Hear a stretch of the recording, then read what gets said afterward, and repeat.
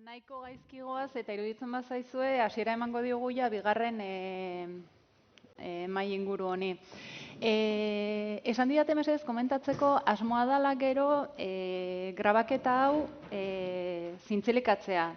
Norbaitek arazoren bat balu, nahi ez balu esan dezala mesedez, bai? Hitz egin jaionerekin o nerekin eta esan bestela jakin dezazuela gero grabaketa online jarriko dugula. Bueno, esan bezala, bigarren mailari ekingo diogu orain, lehen partean ikusi ditugu nolabait esperientzia orokorragoak, Katalunia eta Galizikoak, gizarte zerbitzuak orokorrean artikulatzeko esperientzia berri horiek, eta orain nahi genuen ikuspuntua pixkat zehaztu. Alde batetik gizarteratze zerbitzuak ikusiko ditugulako zehazki, eta batez ere gerturagokoak direnak. Uribe Kosta, Urola Kosta eta Durangaldeko esperientziak ezagutuko ditugu. Lehenik eta behin, eskertu hiru horiek zuen parte hartzea. Decía que damos paso a la segunda mesa redonda de hoy.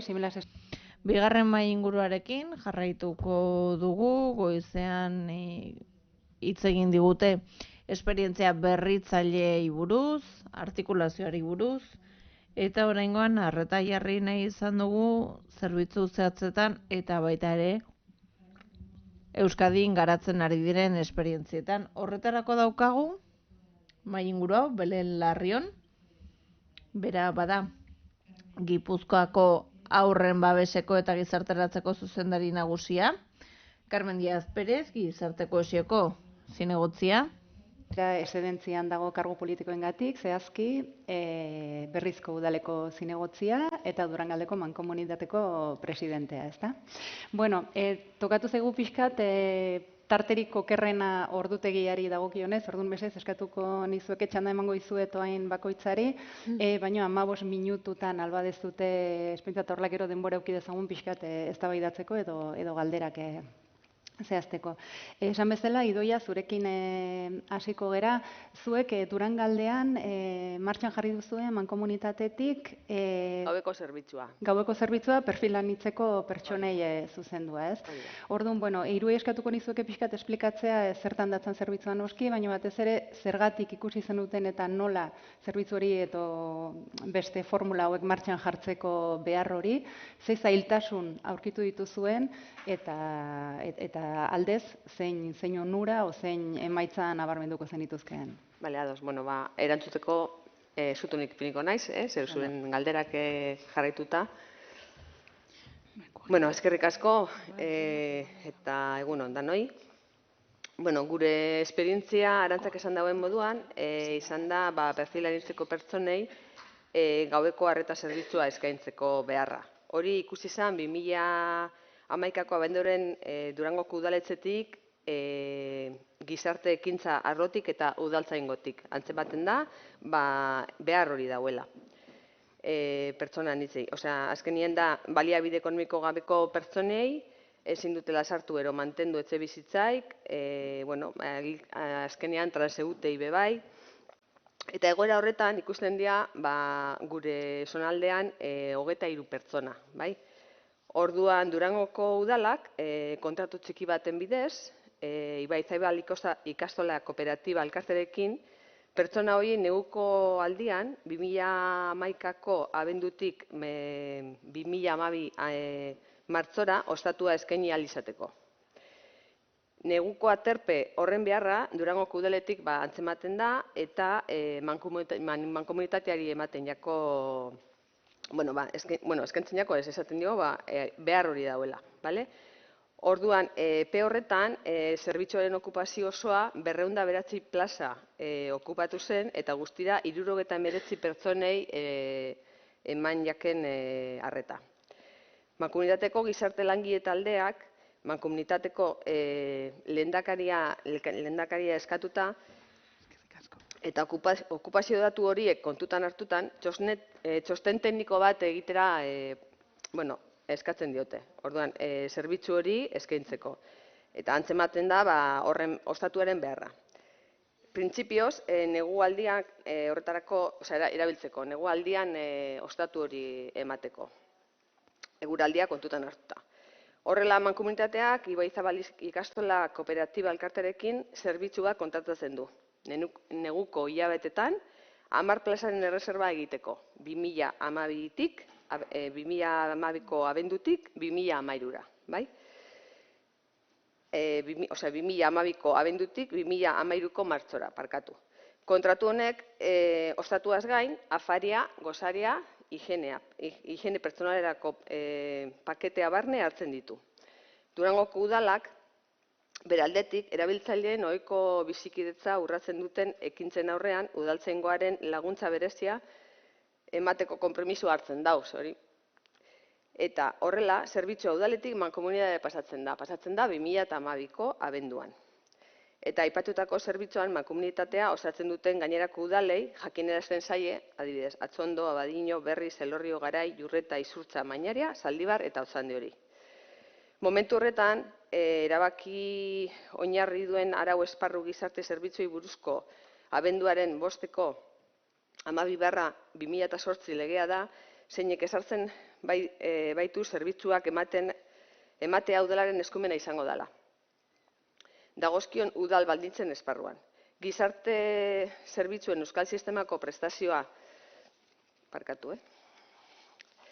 zerbitzuen zorroko lehenengo mailako arreta gizarteko zerbitzuak 22 artikuluan bat atalean araututa atal honen sartzen dira lehen mailako arreta gizarte zerbitzuen barruan ostatu zerbitzuak eta horien artean gaueko aterpea. Ondoren, urriaren 6ko 185/2015 dekretua gizarte zerbitzuen euskal sistemaren prestazio eta zerbitzuen zorroari eta Euskal Autonomia Erkidegoko gizarte zerbitzuen plan estrategikoari eta mapari buruzko lurralde historiko oinarrizko zona Bizkaiko eremu eskualdeak zehazten ditu. Arau hau betetzeko hitzarmen bat sinatzen da 2017an.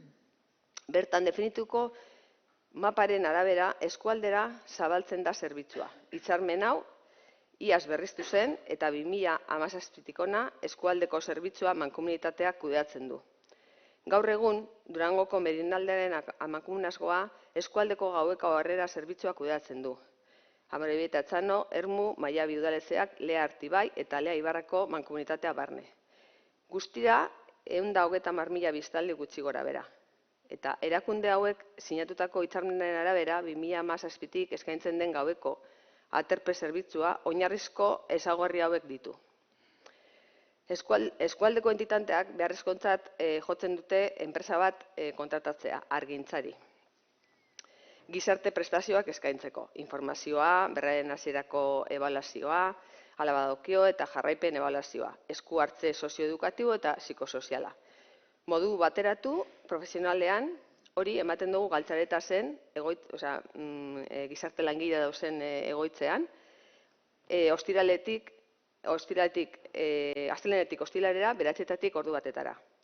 Gero, prestazio osagarri moduan, gaualdia, mantendua, higiene pertsonala, arropa garbiketa eta larrialdetarako oinarrizko arropa premia ere bai.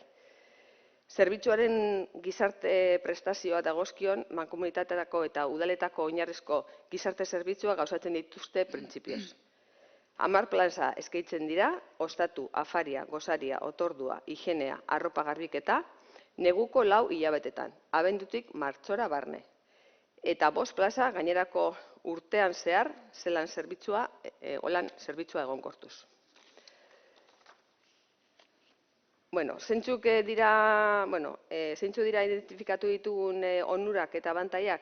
10 urte gehiagoko prozesu honetan, zerbitzua egonkortu egin da. Iraunkortasuna urteko 375 egunetan. Egonkortze hori esker, euren egoera hobetzeko inklusibo prozesu bat hasteko prest dauden pertsonak detektatzeko aukera ematen du. Baldin eta dagozkion oinarrizko gizarte zerbitzuekin lan plan bat egiteko interesa badute.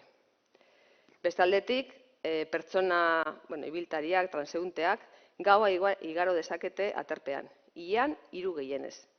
Atseden hartu, garbitu, afaldu, gozaldu, errekuperatu, eta hori ez paternalismotik planteatuta, behar horiek erantzuteko eskubidea subjektibotik baizik. Oraindik asko dago egiteko, baina gutxienez 10 pertsona daude kalean lo egin beharrik ez dutenak. Pertsona sentitu daitezkenak lorpen txikia da. Baina beste zonalde batzutan aukera hori ez daukate ere. Egia da, zailtasun batzuk aurkitzen dira bidean. Bazterketaren arloan asko dago egiteko. Garatu beharreko eremua oso handi bati eginiko ekarpen xumea da. Ez bakarrik gizarte zerbitzuen euskal sistematik, baita beste sistema batzuetatik ere, etxebizitza, osasuna eta abar.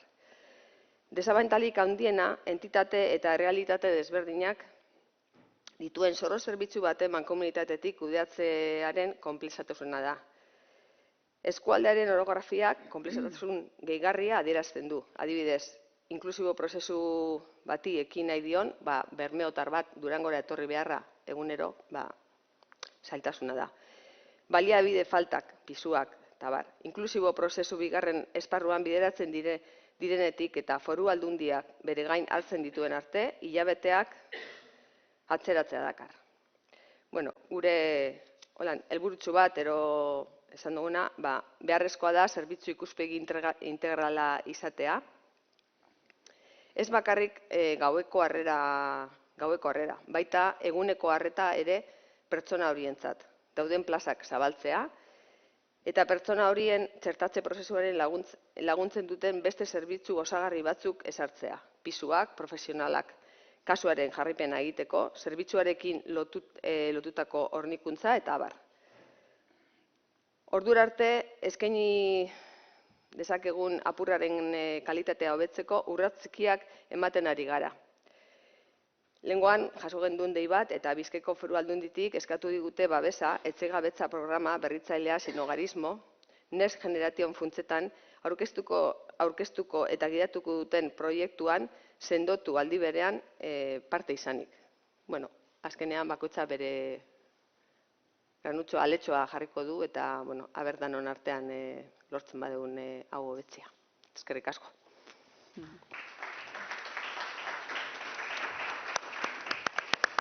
Eskerrik asko Idoia aurkezpenagatik eta batez ere hain zehatza eta denborari hain ondo eusteagatik. Carmen, en vuestro caso se trata... Zuen kasuan Getxoko udalaren eta Uribeko Zakoma komunitatearen arteko hitzarmen administratibo bat da, ez da? Gaueko eta eguneko zerbitzuen kudeaketarako, eskualdeko zerbitzuetarako, ez da? Zerbitzuen maparen arabera azalduko diguzu, pixka gehiago? Bai, banoa.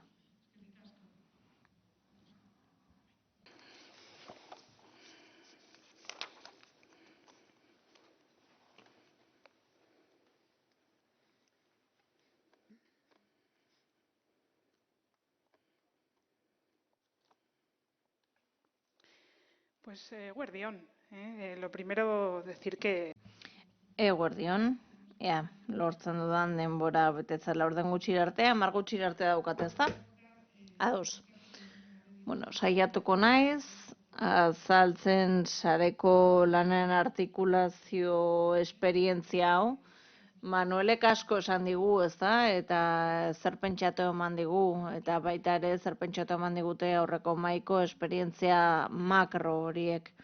Kasu honetan goazen gauza oso zehatz bat aztertzera. Getxoko udalaren eta Uribe Kostako gizarte zerbitzuen mankomunitateen arteko hitzarmen administratiboa hitz egingo dugu. Gizarte zerbitzuen mapan sartuta daude eta helburua da pixkat azaltzea esperientzia, koordinazioa, zer zerbitzu jasotzen diren hitzarmenean, zergatik sortzen den, nola eramaten den aurrera, zer onura, zer abantaila dituen, eredu koordinatuenek zer zailtasun ikusten ditugun eta ondorio batzuk. Horiek azaldu nahiko nituzke. Ezakit ongi ikusten den, baina hau bada eskema bat, 7-2an, eguneko arreta zerbitzuan lan egiten dugun zerbitzuak ikus ditzakezue, baditu ere gaueko harrera zerbitzukoak, eta baitere 1-2 zerbitzukoak etxe bizitza tutelatutakoak. Hor lotura ezberdina da, hitzarmenaren barruan, baina pixka bat hemen ikus dezakezue ulertzeko zergatik egin den, lehen aipatu dute bide legal guztia eskualde mailan egituratu genuen, eta denbora ematen badit 3 mugarri aipatu nahiko nituzke 2017, orduan jarri zelako martxan zerbitzua, 2020 inflexio puntu bat COVIDaren ondorioz, kudeaketa eremu oso konplexua sortu zen garaia, eta baita ere 2023 eredua. Horrek udalen aldetik erantzun bat ekarri zuelako. 6 urteko ibilbidea du hitzarmen honek, kasuko koordinazio teknikoa egiten 6 urte daramagu. Hitzarmenean jasota dago, gizarte langileak egiten du, mankomunitatekoak eta udalekoak. Eta gizarte langile horiek balorazioan arretan eta bat-batean lan egiten dute, esklusioaren eta esklusio arriskuaren alorrean, eta baita ere kaleko edo etxe bizitza gabezia egoera larrien kasuan. Getxoko udala eta Uribe Kostako mankomunitatean guztira 7 udalerri sartzen dira 40.000 biztanle ingururekin. Eta horiei ematen zaie zerbitzua hitzarmen honen bidez. Esan duan bezala, badaude gizarte zerbitzuetako koordinatzaileak eta gutxienez urtean bitan, 6ean behin jarraipen bat egiten dute, badago teknikari binak osatutako batzorde bat ere, eta helburua da eskura izatea zerbitzuari buruz, koordinatu ahal izateko zerbitzu hori, jakiteko ere zer erabilera egiten ari diren etxebizitza tutelatuen kasuan, hori alde bakoitza bere kasa kudeatzen duelako.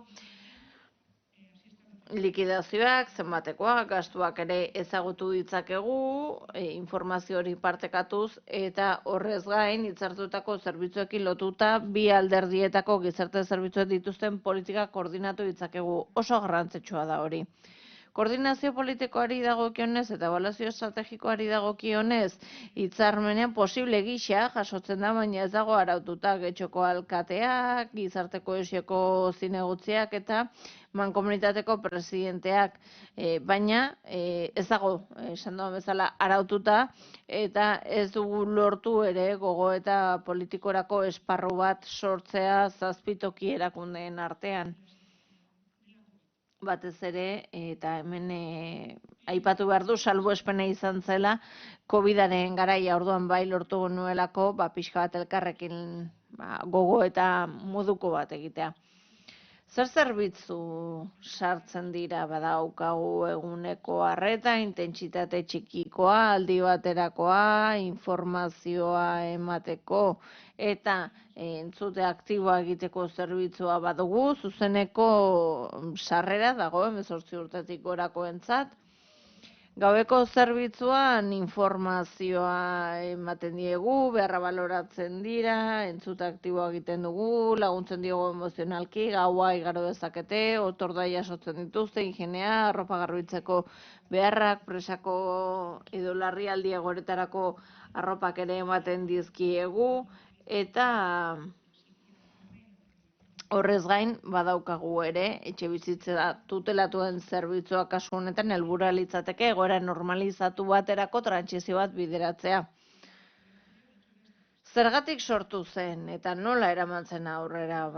Getxon dagoeneko 2017an eramaten ari ginen eguneko arreta zerbitzua San Martineko parrokiaren lokaletan, Berangon gaueko harrera bat zegoen, eta lehen zegoen 1-8 zerbitzurako gehigarri gisa planteatzen zen. Udalak eta mankomunitatea 2007ko azaroan hitzarmen bat sinatu zuten, 4 urteko indarraldia du, eta 2021ko azaroaren 22an berritu zen. 2025 arte dago indarrean. Eta oinarritzen da 2008 legean, 12/2008 legean, gizarte zerbitzuenetan, Eta 185/2015 dekretuan konpromiso batzuk ezartzen dira, bat 7/8 eta bat 8 10 lekurekin indartzen da, bat 7an 10 leku, bat 8an 19 leku, 15 gizonentzat eta 4 emakumeentzat. Eta zerbitzua emateko hasiera batean hitzarmen bat lortu zen, diru laguntzen esparru batean ere, baina gero bideratu zen programako kontratu formatura. Eta hori posible da gizarte zerbitzuen legearen barruan, eta formalizatu egin zen bai getxorekin, bai mankomunitatearekin, eta ezarri zen kudeaketa modua, zerbitzu horiek eman ahal izateko, kudeatuko zela Getxoko udalaren eskutik, eta gizarte zerbitzuen legeak ezarritakoa betez. Zerbitzu hau Getxon dagoen eraikin batean ematen da. Portu Zaharreko Hermanas de la Caridaden eraikin batean jangela eskaintzen zuten, dagoeneko esklusio egoeran zeuden pertsonentzat, eta eraikin honetan bertan sortarazi eguneko zentroko zerbitzua ematen da bigarren mailako arreta hori, gizarteratzeko beharra duten pertsonei zuzendutako hori.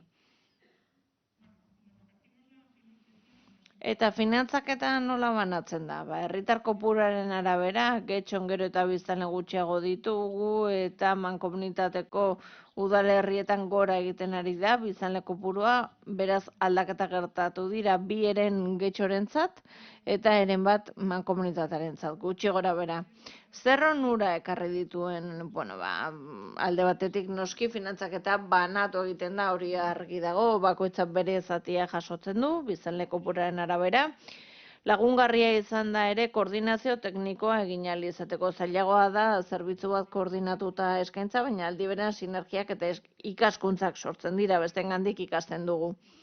Eta badago ere koordinazio teknikoa ez soilik maila estrategikoan, zuzendaritza, baizik eta ekintzaren egunerakotasunean.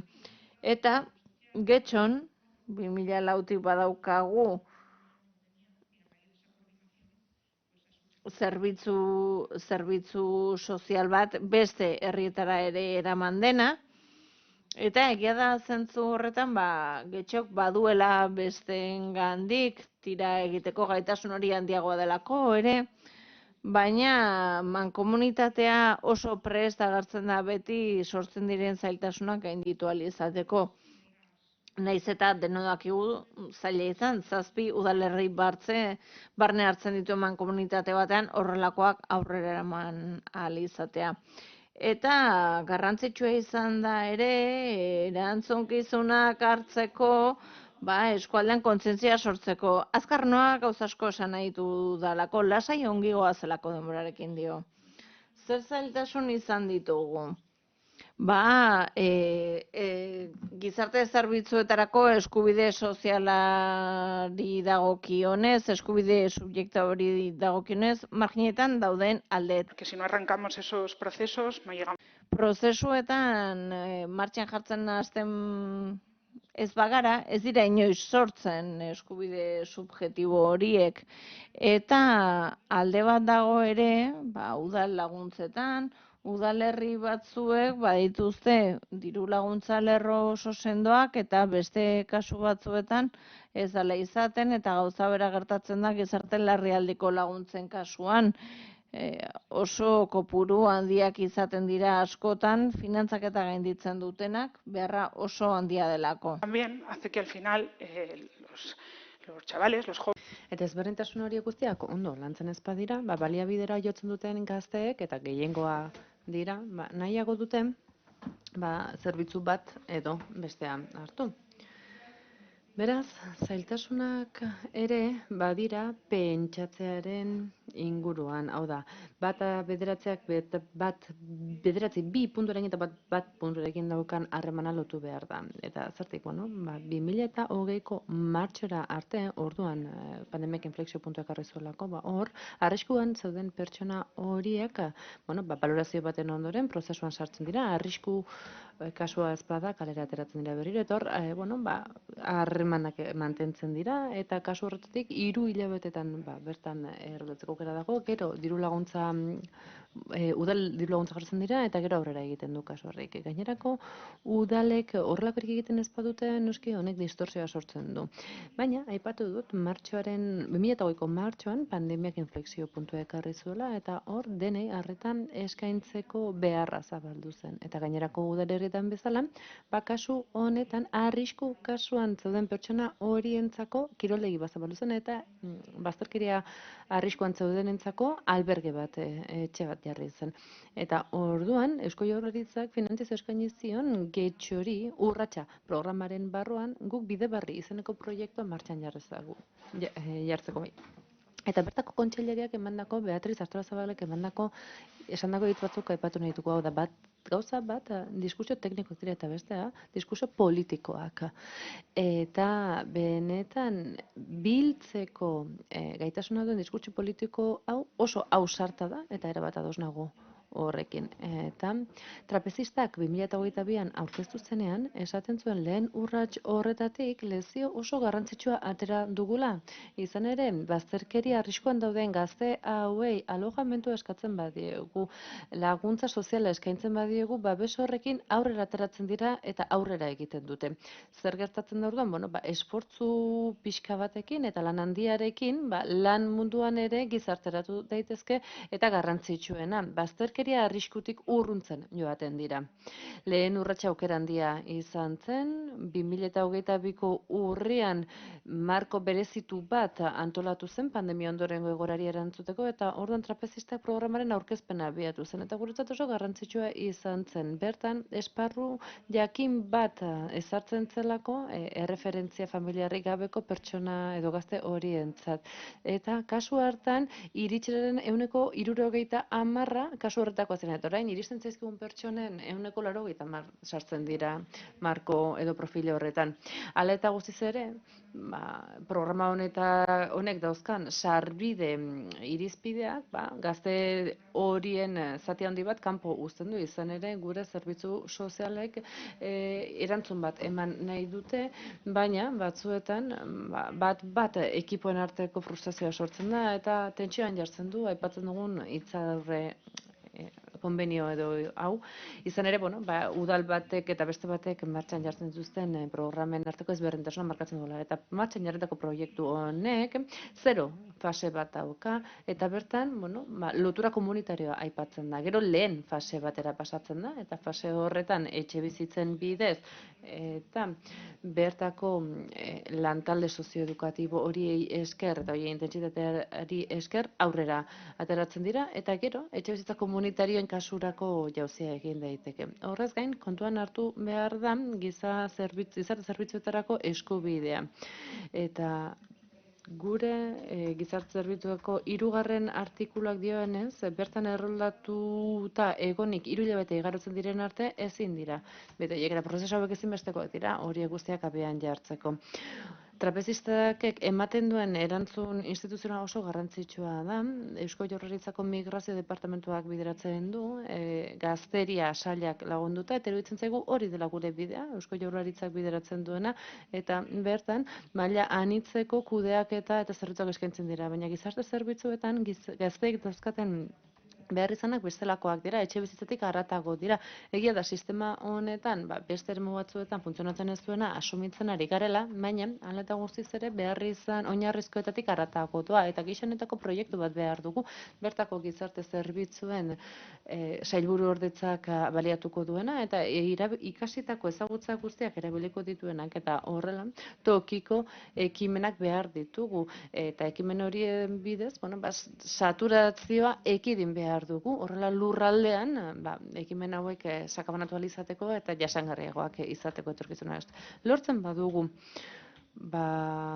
pertsona hauek kaleetan mantentzea, 12 hilabete egoten baldin bada, ez ditugu bazterkeria arrisku horiek saihestuko. Ez baditugu erroldarako irisgarritasunarekiko alternatibak diren kasuak sortzen, eta ez baldin baditugu harrera perspektibari integratzen duten beste ekimen batzuk martxan jartzen, izan ere, orain arteko mekanismoak bizi dugun egoeratik atago, eta horrek eragingo du, gero eta pertsona gehiago bazterkeria egoeran egoteak, eta leku jakin batzuetan bakarrik zentralizatzea arreta zentro horiek. Eta eskualde horiek zailtasunak izango dituzte. Eta batez ere, horretara, hiri nagusietara joango dira. Hori gertatzen ari zaigu Getxorako, eta hori behatxu handia da, bertako gizarte eraikuntzan eta narratiba horretan.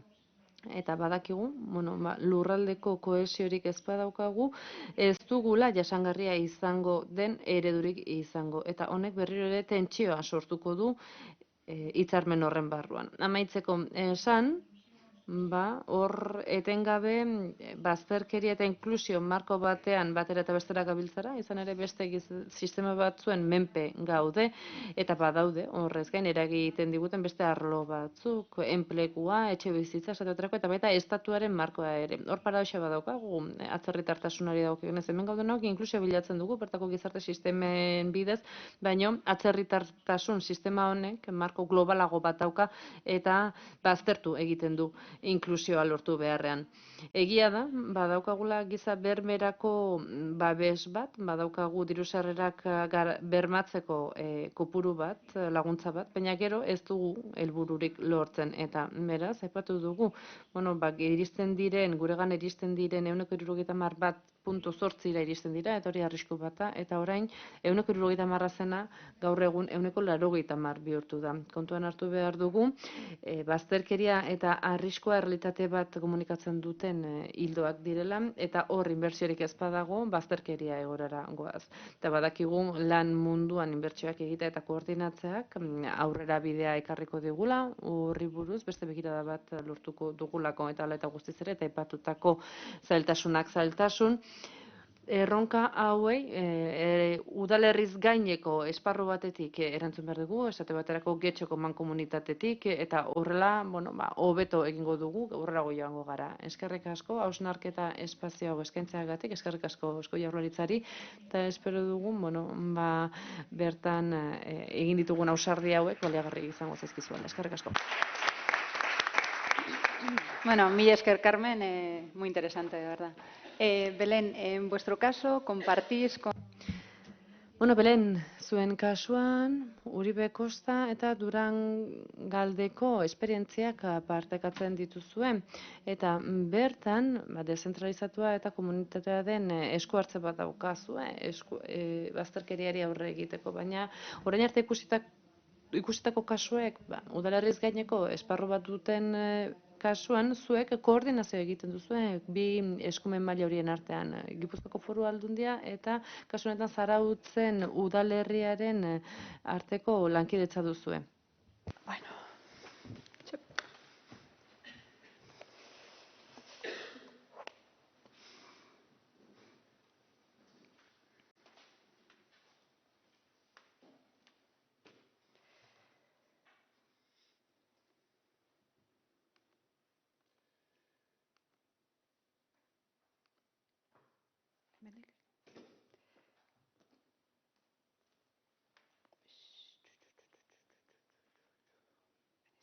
Bueno, eguerdi on danoi, eta hau da azkenengo txanda, seguruenik zaudete danok nahiko aspertuta pizkat eta pineta berriro gauzak antzeko edo esanez, eta ni seguruenik errepikatuko ditut gauza batzuk.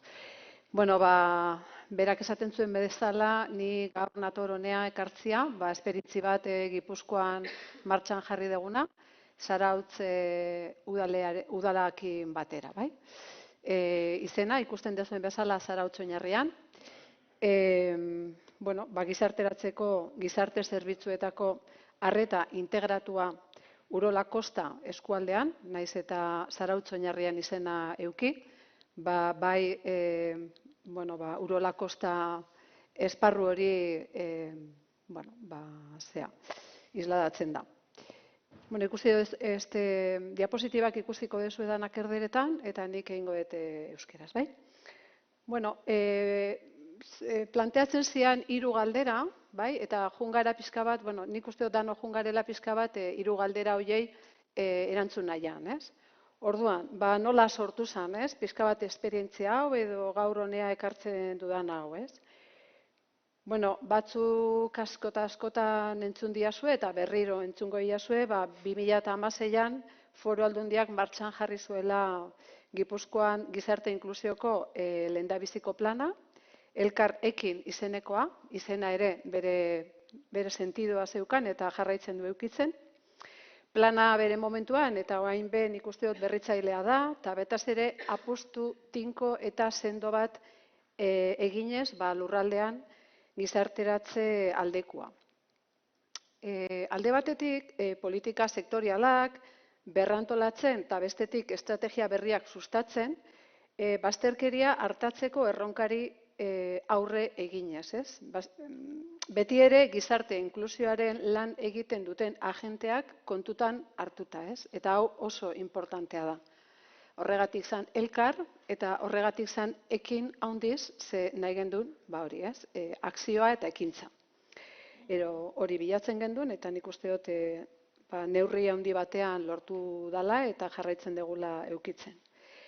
Bueno, barra eta gero eta gehiago gobernantza aipatzen dugu, politiketan, gero eta gehiago zentralidadea emanez, ez, gai honi, gizarte inklusioko esparruan batez ere funtsezkoa da, lantzea, aurreikustea, nolakoa izango den gobernantza hori, ez? Esparru guztietan importantzia handia baldin badaka, esango nuke edo ni atrebitzen naiz esanez, honetan gehiago.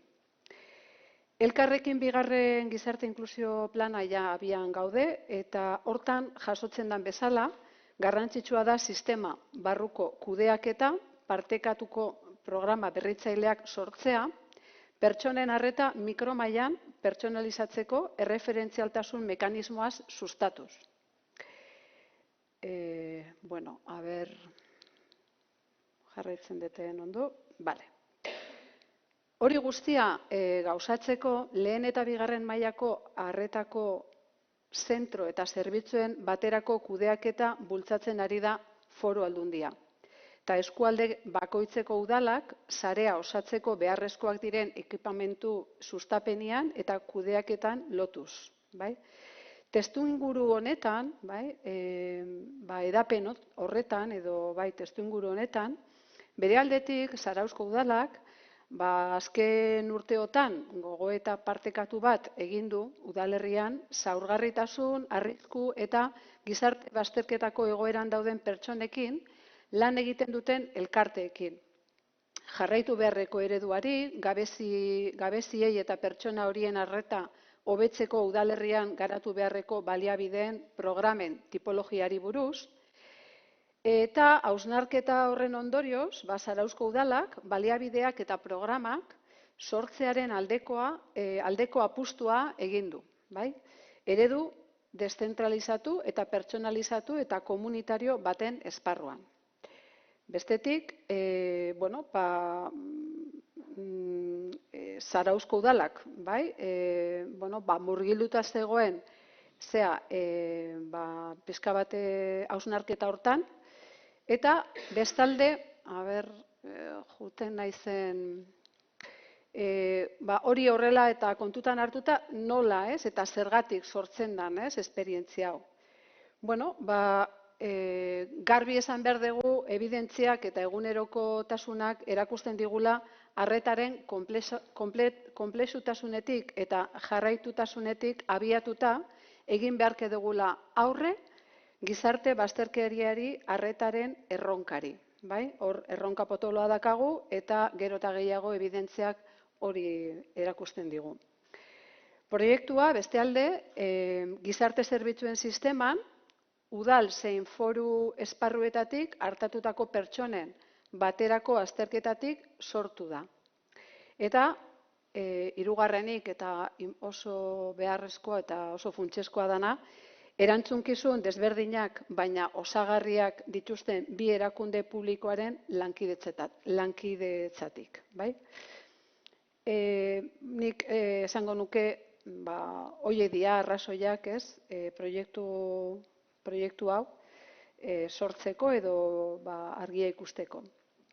Beraz, Gipuzkoako Foru Aldundiak eta Zarauzko udalak jarduera protokolo bat sinatzen dute gizarteratzeko arreta komunitarioko zerbitzuak abian jartzeko. Lankidetzan eta modu integratuan kudeatuta. Eta hau, eta nik uste dut esan behar dudan hau oso importantea da, eta hau erabaki politiko teknikoa izan da. Bi erabaki horiek uztartu eta elkartu egin behar dira. Baina zertan datza? Zarautz oinarrian proiektu integratua martxan jartzeko abiapuntu moduan bi administrazio horiek jarduera protokoloa sinatu genuen, 2000 joan den urtean, 23ko urtarrilean, eta protokoloan proiektua martxan jartzeko konpromiso eta jarduera funtsezkoenak jasotzen dira, eta hauxe dira. Alde batetik, Zarautzen proiektua udal lokaletan sustatzeko lankidetza ezartzea, Zarauzko udalaren eta Aldundiaren artean elkarlanean lan egitea, diseinu, tekniko eta funtzional batean. Eta honen ondorioz, sortzen da Zarautz oinarrian.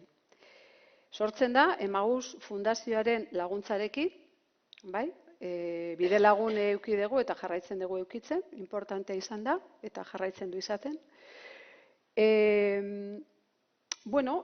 Proiektua egiteko prozesuan, ze prozesu bat izan da, proiektua egitea hau, Foru Aldundiak zein udaleko teknikariez gain, parte hartu zuten udalerriko hainbat gizarte elkartek, ez? Hotz Zarautz, Caritas, Nagusilan eta abar. Arreta integratuko programa baita ezaugarri nagusia ditu. Pertsonei prestazio tekniko balio aniztasunak eskaintzen dizkie, integrazio komunitarioa eta autonomiara bideratuak, beren ohiko ingurunetik ez aldentzen saiatuz eta beren ibilbidean banakako laguntza eskainiz ikuspegi integratu eta malgu batetik, ez? Lehen Carmenek esaten zuna, ez? Malgutasuna hori prozesu honetan oso beharrezkoa da eta ezin dugu aldendu. Bestetik, pertsonaren beharren eta ibilbide motaren arabera eskaintzen diren prestazioak konbinatzen dira, baita modu malguan.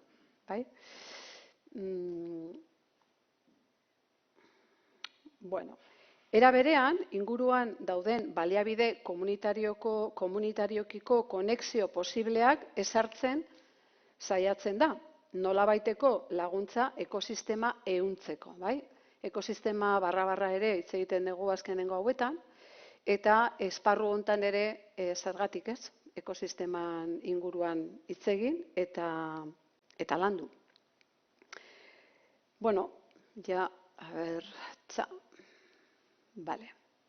Beste alde, proiektu integratuan honako hauek sartzen dira gutxienez, ez? Bigarren mailako gizarteratzeko eguneko arreta zerbitzuak, eskualdekoak lehen mailako arretako zerbitzuak eta eguneko arreta ambulatorio komunitario barne, hau da, azkenengo hau da, Euskal Sistemaren prestazio zerbitzuen zorroari buruzkoa 223 fitxa. Beste alde, gaueko harrera zerbitzua eta tutoretzapeko etxe bizitzak bazterkeria eta arriskuan dauden pertsonentzako, etxetik udal programa berriaren esparruan,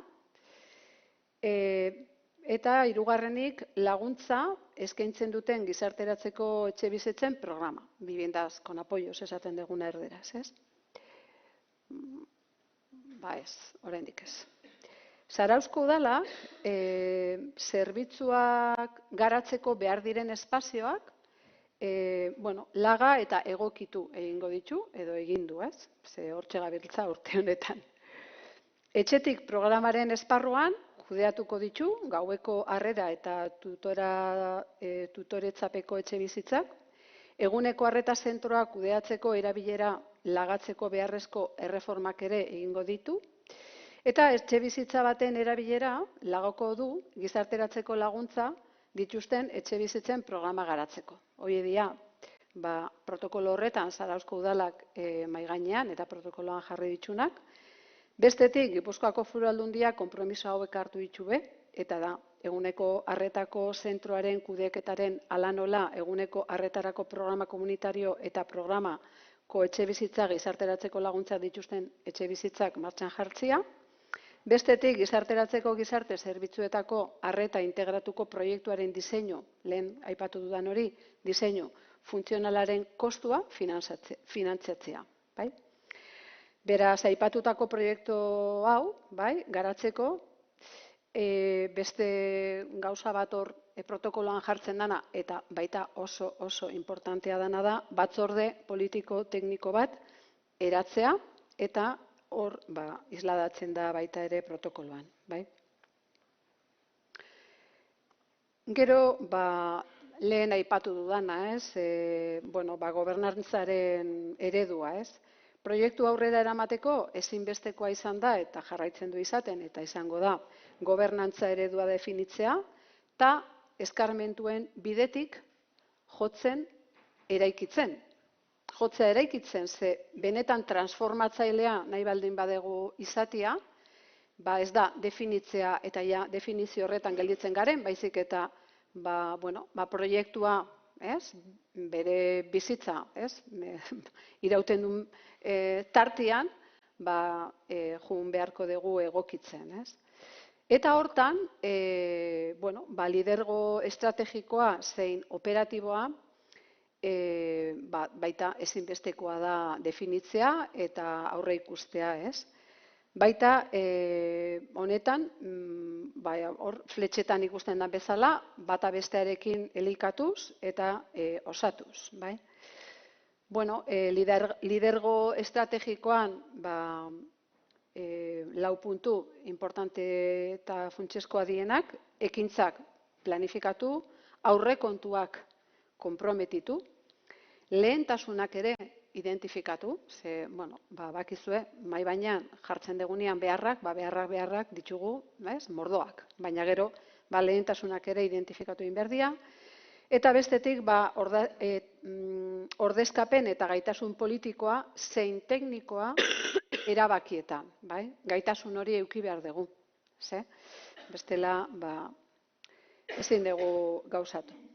Bestalde, lidergo operatiboan, edo operatibo mailan, pertsonen eta komunitateen beharren gertuago daude, lidergo horretan, eta gaitasuna eduki behar dute lehentasun estrategikoak eta helburuak nola aurrera eraman erabakitzeko.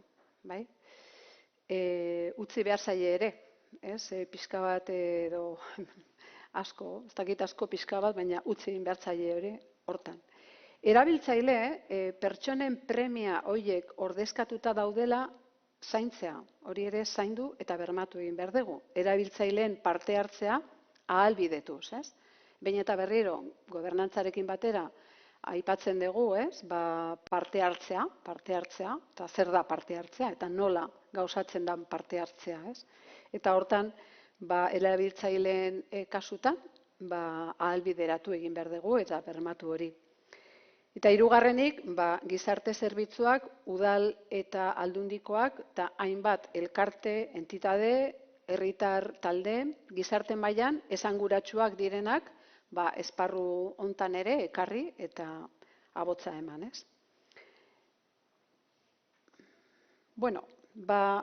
Zeintzu dian edo ze zerbitzuak garatu dira eta garatzen ari gara. Alde batetik dazkagun, multzo bat etxetik izenekoa,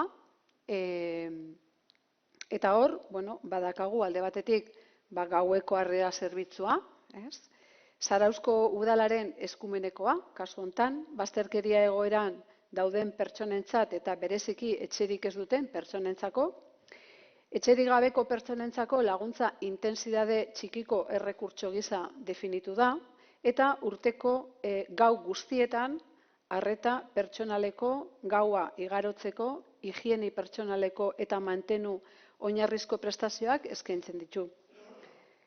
Errekurtsoa Aritz Batalde auzoko etxebizitza eraikin batean dago, atari batetik sartzen da, beraz bizilagunen artean dago eta erabat integratuta. Ezaugarri hori nabarmendu nahi dugu, desberdina dalako lurralde mailan eta mota horretako beste errekurtso bat ez dugu ezagutzen eta hortan oso berezia. Joan den urteko otsailetik aurrera martxan dago, urteko gau guztietan, eta bere ordutegia da arratsaldeko 8:30 goizeko 10 arte, 10 plaza ditu.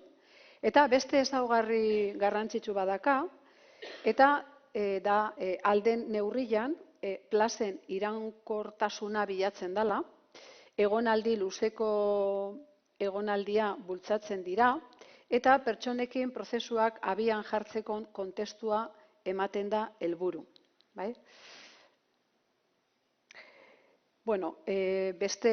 Bestia da tutoretzapeko etxebizitzak bazterkeria arriskuan daudenentzako etxetik izenekoa.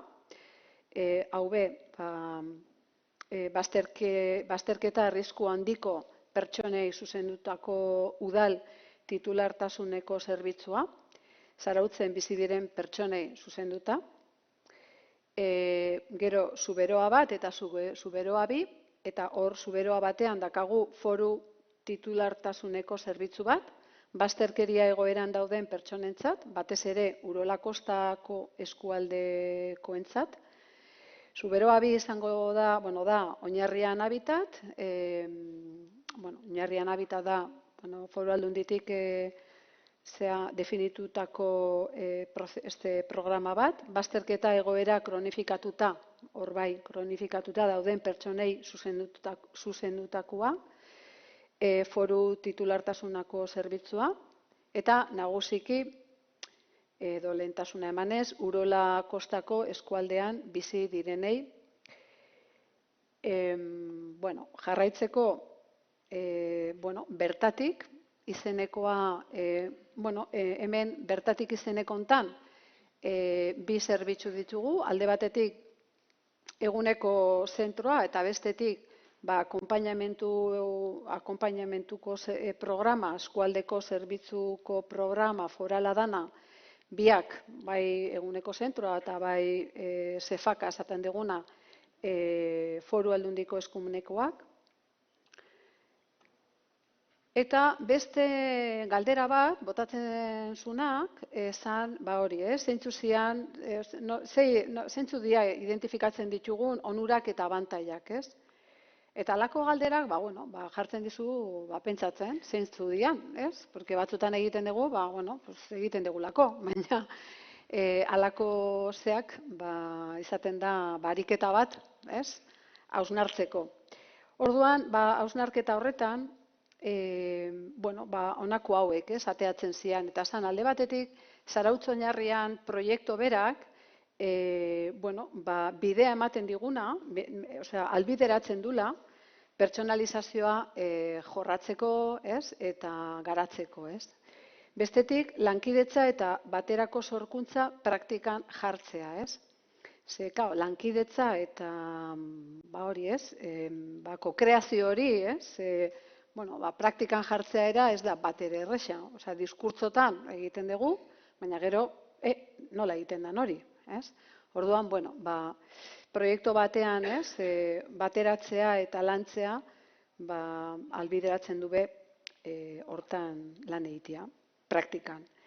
Eskura dauden baliabide publikoak eta zerbitzuak eskuratzeko eta eskaintzeko antolamentua optimizatzea be, ez? Askotan esaten duguna, eta, nolabaiteko kritika egiten diogu, zorroari, fitxak ondo edo, daude hor definituta, baina gero hori praktikan eramatian, zatitu egiten dugula asko, ez?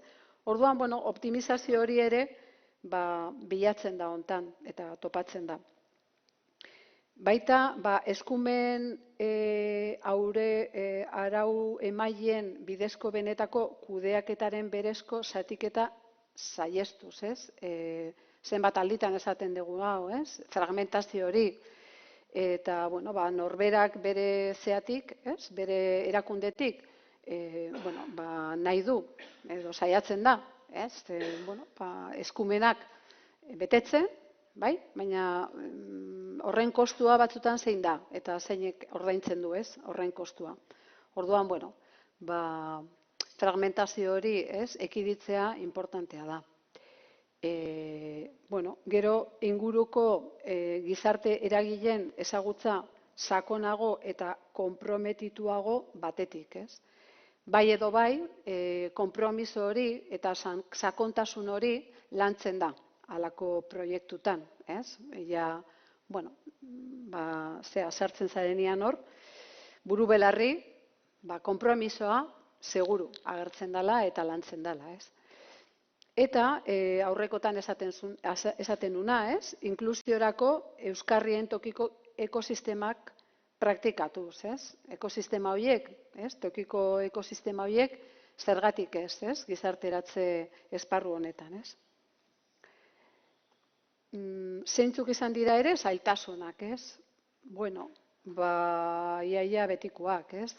Zaila da horrelako proiektu bati aurre egitea, elkarrekin gizarteratzeko lehen planean ere saiatu ginen, eta ezin aurrera atea, ez? Aleginak, eskatzen dutelako alegin gehigarriak, apustu oso konprometituak, eta, askotan mailetan sartzen zarenean, ez da izaten erresa, bai?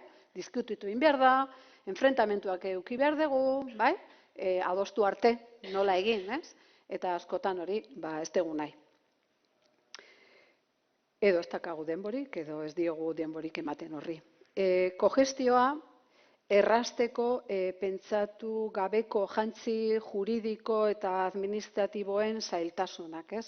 Hori, behin eta berriro seguro danok pentsatu degula, eta zailtasunak hor daudela. Araubide juridikoak bete egin behar dira, ezin gara, saltatu, baina baita ere ahal dugu ahalik eta gehien sakondu, eta begiratu, topatu arte, bideak, zentzuzko bideak.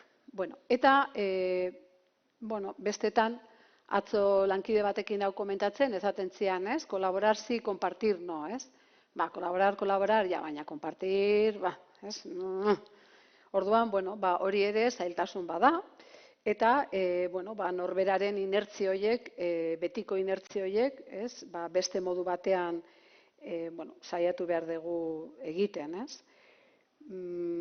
Eta onaino guk aurkeztu deguna, edo hausnartu deguna honen inguruan, eta edo zer gauza, prest erantzuteko edo erakusteko. Eta, batez beni eskerrak ematia, bai Zarauzko Udalari, bai entidadei, bai Emauzi, bai zerbitzuko lankideei, badakidalako izugarrizko esfuertzo bat izan dela, martxan jartzea eta, adostea. Erresa ez da, merezi du, bai, seguruenik bai. Así que animatzea bestei, halako proiektuak aurrera eramatia. Eskerrik asko, Belen. Galderaren bat, nik inork, inork ez dauka galderarik, a raíz de lo que comentaba antes, Carmenek esandakoaren harira esperientzia positibo bat, baina baita ere zer arrisku dagoen ez badago lurralde ikuspegi hori, zerbitzu batzuk tentsionatzeko, eremu batzuk tentsionatzeko, galdera bikoitza. Desde esa visión... Ikuspegi horretatik, nola ikusten duzue Gipuzkoako proiektu hori? Hori beste komarka batzuetara zabaltzea. ez dakit. Bueno, no sé, bueno. Bueno, gu prest, ja, horrekin nik uste dut ja erantzun dudala. Asmoa badaukazu, Asmoa, bai. pentsatua dago. Pentsatuta, osea, gure hasieran esan dudana, ez? Lehendabiziko plana martxan abian jarri izanean ja, halako ideiak ja isladatzen zian planean, ez? Bigarren plana ere mantentzen du begirada horiek eta apustu horiek, baina ni ulertzen dut, eta nik uste dut ulergarria dela, halako gauzak ez egitea, zaila dira, denbora sartu behar da, eta gero topatu egin behar da, topatu edo koinziditu egin behar du ere, beharren 2 edo 3 edo batzuen beharren hori ez, denboretan eta nolabait sinergia horiek sortzeko. Osea, nahi dut esan, ezin da hau laboratorio batean egitea, ez? Goazen ariketa praktiko bat egitea unibertsitatean egongo bagina bezala, ez? Errealitateak errealitatea, Gipuzkoan ere ez da iguala mendebaldea edo ekialdea, ez da iguala ez dakit zer herri eta beste, eta orduan, aztertu egin behar dira, nun dauden aukerak, nun daude gogoak, eta nik uste dut horrekin, minbre horiekin, aldala, posible dela. Y Carmen, vosotros este modelo de... Carmen, zuek lankidetza eredu hau nola ikusten duzue, zuek izandako esperientziatik oinarrituta? Bueno, berak esan duen arabera, ez da, denbora behar da, denbora eskaini behar zaio, elkarrekin hausnartu behar da, mehatxu testu inguru batean bizi gara, proiektu hauek oso sentiberak dira, eragin handia dute, eta hori ezin dugu ahaztu. Eta hain zuzen ere, eta horregatik, beharrezkoa da lurralde kohesio handiagoa izatea zerbitzu hauek eman ahal izateko, eta horregatik ere lidergoa behar dugu.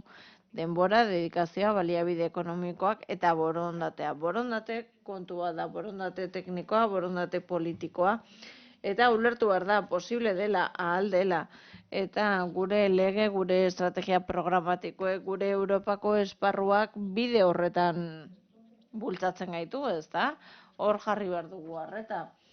Ez da gauza guztiz berritzaileak egiten ari garenik, baizik eta esparrua hori dugula eta egikaritzen ari garela besterik ez. Zailtasun asko daude eta horietako asko historikoa dira zerbitzu espezializatuen eta lehen mailako arretan arteko deskoordinazio hori, balorazioetarako urtebete behar izatea, hori horrela izan da oso zaila da. Udalerri batzuetan eta mugakideak diren eskualde batzuetan ere ez dute garatu mapak ezartzen duen eta horrere zaila da. Beraz, jada zaila den zerbait izora gehiago eransten ari gara, ez da? Eta iruditzen zait, horrelako proiektuak bidea direla. Bakarrik esatea, hori uste dudala, nik uste elkarlana oso importantea dela, eta eskaintzen den guztia eta egin aldan guztia egin behar dela. Hori bai, baina azkenean lankidetza da. Danon partetik jarri behar dugula, eta, ni honetan egia da, pixka bat, barria naiz, orduan, ez dakat esperientzia askorik, baina, eskaintzen den guztia, nik uste dut baloratu behar dela, mahai gainean jarri behar dela, eta danon artean atara behar dugula aurrera. Badakite denbora, administrazioa oso motela da, hori argi geratu zait, ni pribatu batetik nator eta hori oso argi geratu zait. Orduan, nik uste dut danok jartzen bagun ere gure partetik lortu ahal izango dugula eta gauza olako proiektuak aurrera atera behar diala. Beste galderaren bat...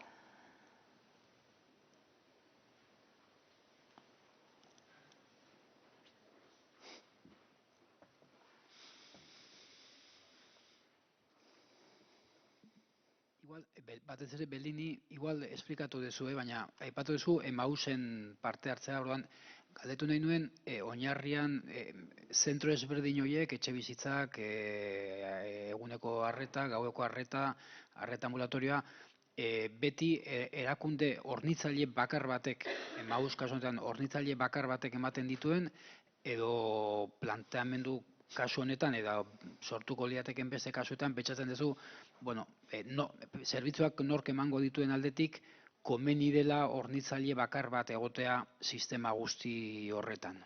Bai, koinziditzen dau, hornitzaile berbera dela, bai? Baina koinziditzen du.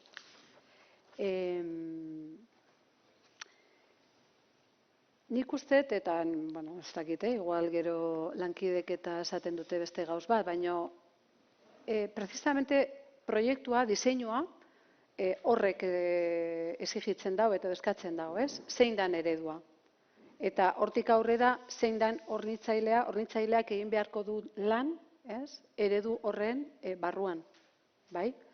Orduan, bueno, kasu hontan hornitzaile berbera da, baina espaldin bada ere, hemendik ez dakit 4 urtetara edo aurrera begira, ez luke zertan eraginik eduki behar, bai? Ze eredua definituta dago, lehen esan dudan bezala, gobernantza eredu hortan jun behar da eraikitzen eta egokitzen eta aldatzen, eta hor lidergo publiko garbia da. Orduan nik uste dut horrek ja bermatzen dula igual dala ze hornitzaile den. Ari gara guain, urtebeteko proiektua da, así que oraindik ez dazkagu ere emaitzak eta hemendik 2 urtetara, seguruenik dakagu. Espero hemendik 2-3 urtetara, hori, ez bakarrik Zarautz Oinarrian, baizik eta beste eskualdetan ere, halako proiektuak sortu izanak.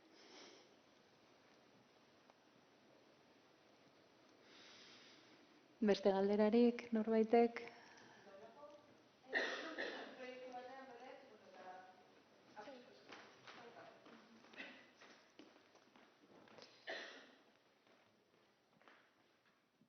Bueno, Silvia Hernanitik. Belerentzako eta, agian Amaiarentzak ere. Bai, holako proiektu batean, kalearen prestakuntza ere egin da? Hau da, herria prestatu egin da holako proiektu bat aurrera eramateko? Igual, Amaia kaldu hobeto erantzun, ez? Baina nik uste dut aurre ikusten zan, lehen komentatu dut, proiektua egiterakoan egintzala berba eta egontzan, ez? Zarauzko beste entidadekin ere bai, ez? Ja, hombre... Ja.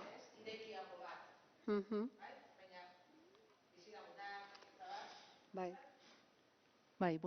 Belenek esan du urtebeteko ibilbidean goaz, eta egia da ematen dula denbora asko, baino gutxi da. Eta egia da baliabide guzti horiek ere pixkanaka jungeala ezartzen. Osea, ez dira danak batea martxan jarri. Proiektua iteko fasean ja ingurune hortan edo batez ere etxebizitza eta eguneko arreta zentrua daon inguru horretan bertan gizarte entitate batzun presentzia importantia zan, ja. Karitasek janari banaketa bat itendulako, lehen geneukan hotzaren protokoloan baitan egonaldi batzuk ite genitulako lokal hortan, orduan, auzorregia realidade hori, bere egituran barne zeukan. Instituto badago bertan eta parte hartzezun janari banaketan, orduan, egin deuna da, bai, proiektuan, diseinuan, behaiekin, elkarte horiekin partekatu da, baliabideak martxan jarriala ere, elkarte horiei informatzen, inklusiorako mahai bat sortu deu eta informatzen jungea, ez deuna da atea prensan titular bat. Osea, hori ez deuin, oraindik. Ez da asmoa ere. Galderak sortu ala erantzuten goaz, eta batez ere, Belenek aipatu du, personalizazioa aipatu du, malgutasuna, horiek dira oinarrian, Zarautz Oinarrianen modeloaren oinarri, izango deu, eta malgutasun hortan, bai egitekoa, adibidez, eguneko arretan zentroko egitekoa, ez da zentruan bertan pertsonak eoten. Aikea bilatzen, adibidez, bertara juten dian pertsonak parte hartzen, janarien elikagaien banaketan, edo baratza solidarioan proiektua dakau, eta nahi deu baratzan gune desberdinetan daude. Hau da, ez dezu zentroan ikusten, jende pila bada hor, baizik eta zentroko erabiltzaile dira, eguneko harretako erabiltzaile dira, baina horrek ez du nahi izan hor daudenik kokatuta. Agian daude beste espazio batzutan edo beste gune batzutan.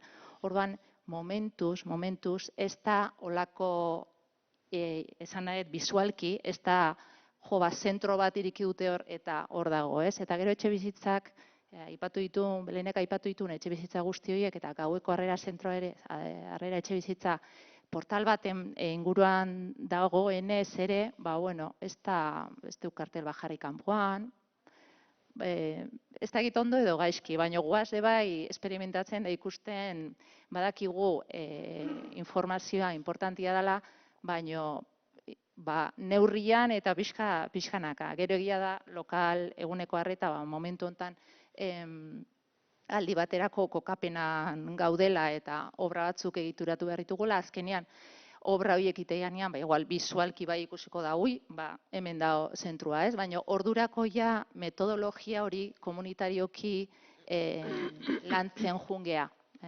Baina bai oso kontuan izan berreko gai bada eta buruan dakagu.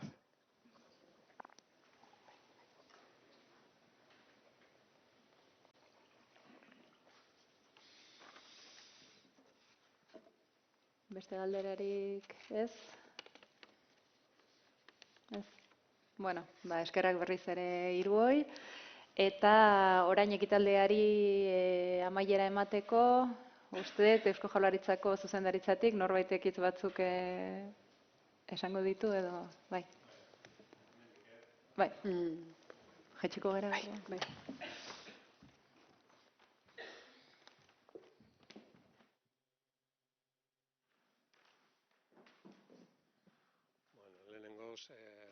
Aurkezpenak eta partizipazioa eskertu. Guretzat da aukera paregabea entzuteko eta... Bai, parkatu. Horrela? Bai, bale. Lehenengo gauza hori partizipazioa eta aurkezpenak eskertu eta guretzat aukera paregabea da entzuteko. Eta nire asmoa orain da laburpen txiki bat egin eta erderaz egingo dute.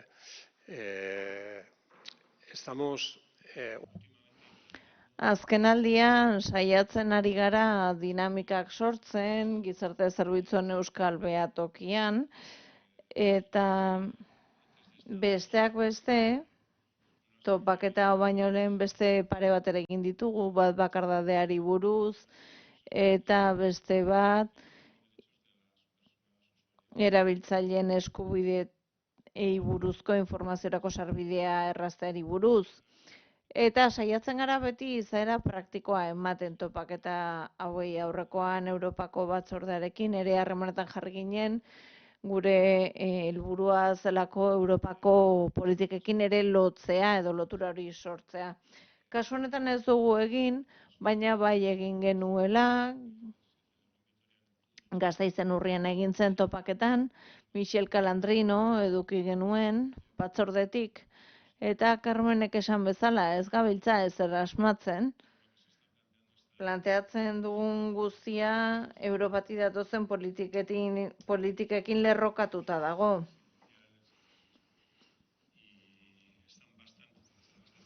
Eta nahiko argi dago eskubideen planteamendu hori, argi dago ere etxe bizitza babes sozialarekin garatzeko behar hori, Housing First hori aipatu dute goizen ere.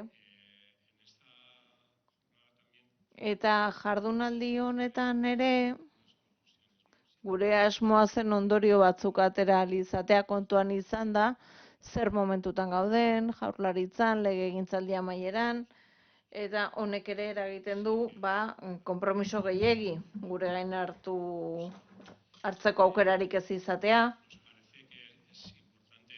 Baina ondorio gisa azpimarratuko nuke garrantzitsua dela batetik profila bere iztea, guretzat oso garrantzitsua zen, eta oso argi dago txerik ez duten eta esklusio goretan daudenen prozesuetan eragin handia duela migrazioa, migrazio fluxuek eta familia babesik, familia sarerik ez duten gazte horiek gizarte zerbitzuetatik atera eta eremu normalizatuago batera eraman beharko genituzkeela.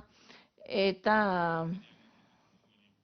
gazten emantzipaziorako gobernuak zuzeneko esku hartze bat egin du, eta hor sartu ahal izan dugu, beste beste gure programa.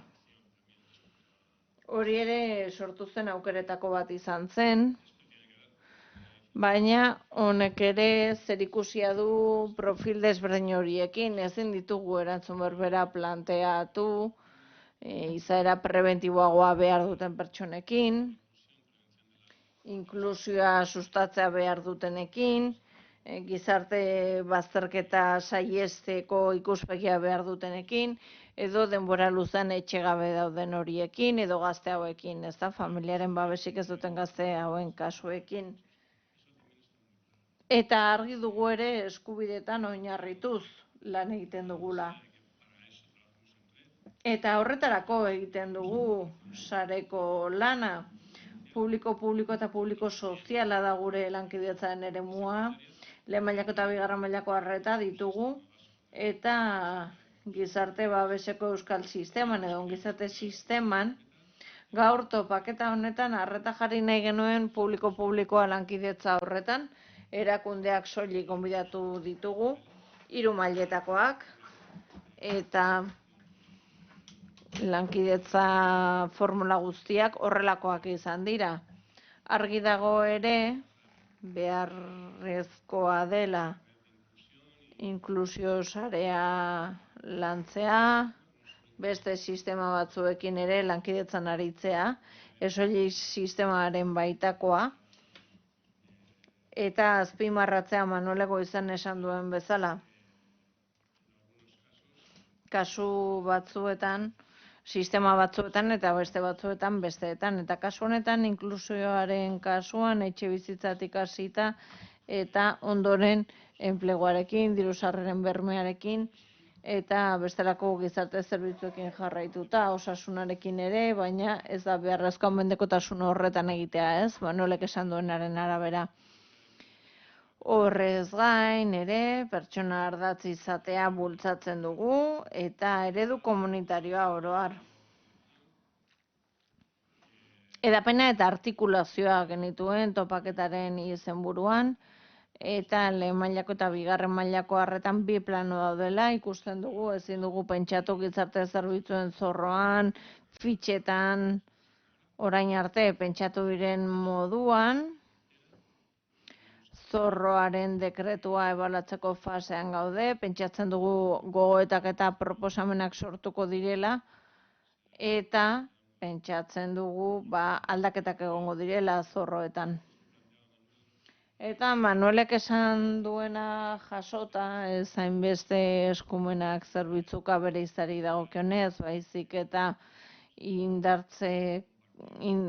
ibilbideak indartzari buruz, helburu partekatuari buruz, ikustea zeintzuk diren helburu partekatu horiek arreta orokortu bat martxan jarri ahal izateko. Eta ikusiko dugu horri soilik esklusioaren eremuan etzen diogun, edo baita beste batzuetan ere. Esklusioaren eremuan oso argi dagoela iruditzen zait, eta beste kontua da lankidetzarako formulena. Eskumenen banaketa aldatu ezean argi dago, edo kudeaketa eskeak egiten ez badira, edo goizan esan den bezala, beste formula batzuk pentsatu beharko ditugula.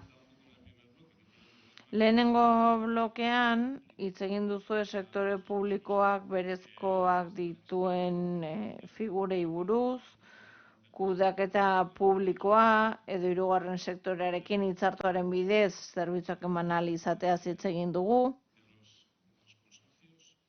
partzuergoen bitartez, eta gero ere aurkeztu dizkigute beste esperientzia batzuk, zerbitzu mankomunatuak direnak, edo programa berritzaileak direnak, sistemaren baitako lankidetza horretarako jarduketa protokolo batekin eta barrekin. Hor badirudi badagoela bidea egiteko Eta guri gobernu gisa sortzen zaigun zalantza da nola edatu konpromiso horiek, nola sakondu horietan, eta nola lotu hori unibertsaltasun printzipioarekin, zorroaren eraldaketarekin uztartuz. Azken batean, arreta homogeneoa eman beharko genukelako, edo oso antzekoa, ez da, egokitzapenekin noski, pertsona ardatzi izan da, baina desberdinkeriari gabe. Eta hortik abiatuta ere, gu konprometituta jartzen dugu, gizarte zerbitzuen plan estrategikoan Leirek esan bezala aurreikusita dago mapen lurralden eranskinen lana amaitzea, hori oso lotuta dago ere gaur goizan hitz egin dugun guztiarekin, eta ikusi beharko dugu nola jarri martxan. Eta bestalde ere, beste espazio batzuk sortu beharko ditugu, konpromisoak hartzen ari zaretenon, esperientzia partekatu ahal izateko, errealitate honetan aurrera egin ahal izateko, eta analisi bat, ebaluazio bat egin ahal izateko, egiten ari den horretatik ikasteko, eta gobernuaren funtzioetatik lagundu ahal izateko. Eta azkeneko konpromisoa, noizbait ere aipatu izan dugu, administrazio bakoitzarekin, funtsean, 2024ko aurrekontuan, trapezista programaren aurrekontuan gehikuntza bat egon da, eta planteamendu unibertsala izan dezan lanean jarraitu beharko dugu, hasi ginen inklusio prozesuan aurreratuago zeuden gazteekin, orain pixka bat aurrerago ekartzen ari gara, eta artikulazio landu beharko dugu, gizarte zerbitzuekin, udal zerbitzuekin argi dugu, erronka bat da, badakigu, eta norabide horretan aurrera egin behar dugu. Eta guradetik hori da pixka bat ikusi duguna, jardunaldian zehar entzundakotik azpimarratzen duguna, eta berri ere eskerrak eman nahi dizkizuegu, eta inork zerbait esan nahi badu, itxiera gisa, edo ondorio gisa, ondorioren bat islatuta edo jasota gera nahi badu, oraintxe izango litzateke horretarako unea. Eskerrik asko.